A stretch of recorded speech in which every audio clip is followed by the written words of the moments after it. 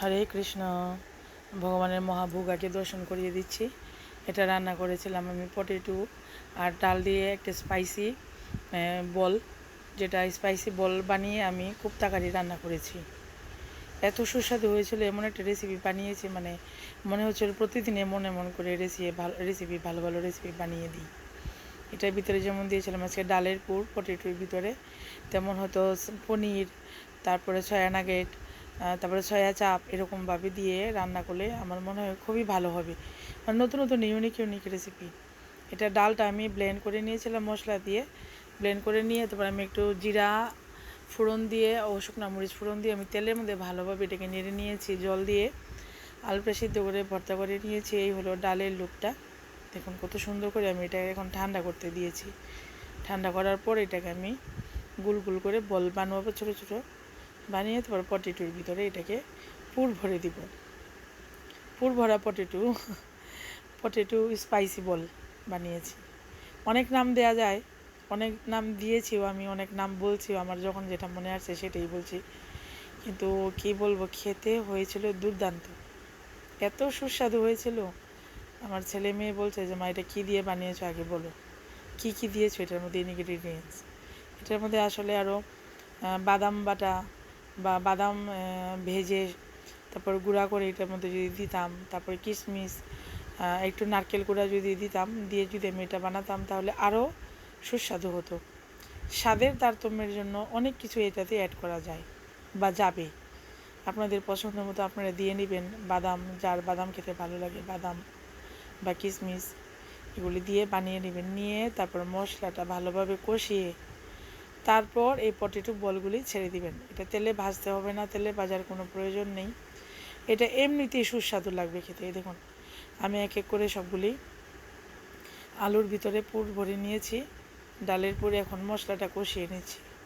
মশলাতে দিয়েছিলাম জিরে, শুকনো মরিচ ও দারুচিনি আমি ফোড়ন দিয়ে আমি দিয়েছি এখানে জিরে বাটা, ধনের গুঁড়ো, হলুদের গুঁড়ো, মরিচের গুঁড়ো, আর দিয়েছি বাদাম বাটা ও সাদা তিল বাটা দিয়ে তারপর আমি এখন বাদাম বাটা দিয়ে দিচ্ছি ও তিল বাটা দিয়ে দিচ্ছি। আমি যেটা ব্লেন্ড করে রেখে দিই, আমার সময় আমি বের করে নিয়ে আবার আমি এটা রেখে দিই। তো দিব একটু সস, টমেটো সস দিব, হিং, আর স্বাদের জন্য একটু চিনিও দিব। কিন্তু আমি এখানে কাসুরি মেথিটা ব্যবহার করতে পারিনি, কাসুরি মেথিটা শেষ, এর জন্য। কাসুরি মেথি দিলে আরও দুর্দান্ত হতো খেতে। আমি বাইরে থেকে সসটা কিনে এনেছিলাম, আমাদের যে ইসকনের যেই রেস্টুরেন্ট আছে সেখান থেকে আমি কিনে নিয়ে এসেছি সস। এটা দিয়ে আমি ভালোভাবে এখন মশলাটা কষিয়ে নিয়ে এখন পরিমাণ মতো ঝোল দিয়ে দিব, বেশি ঝোল দিব না।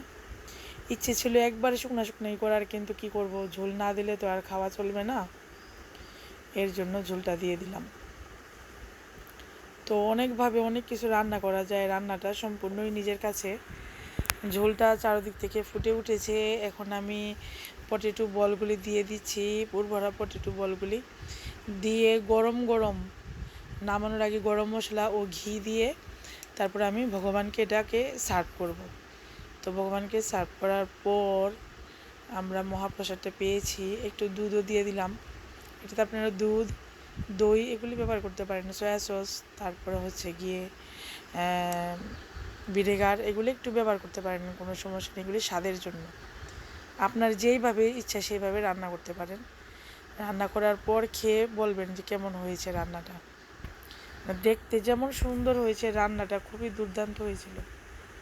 প্রসাদটা পাওয়ার পর আমার রিলেটিভ যারা প্রসাদটা পেয়েছে, এটা দিয়ে ওরাও বলেছে খুব সুস্বাদু নাকি হয়েছিল প্রসাদটা।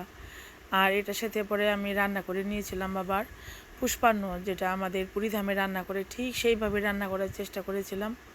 রান্না করেছিও, কিন্তু আপনার সাথে শেয়ার করিনি, সময় ছিল না এর জন্য। আরেকদিন যখন রান্না করব তখন অবশ্যই শেয়ার করব। হরে কৃষ্ণা।